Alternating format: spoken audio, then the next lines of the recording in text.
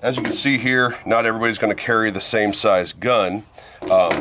So this being a P365, Sig P365, little tiny baby gun. As you can see, it's basically the size of my entire hand. I got pretty big hands, so this sometimes is harder for people with my hand size to shoot. But all the same rules apply.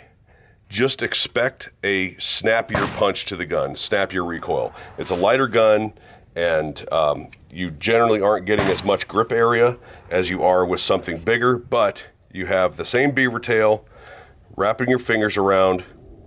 You're gonna fill that void, and you're gonna have the exact same grip as the bigger gun. It's just a little bit more crammed up. So let's go ahead and hit that slide. Same thing, squeezing inward.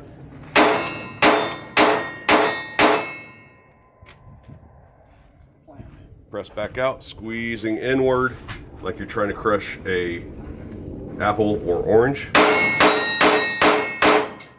And most of your recoil is coming, recoil mitigation is coming from your offhand.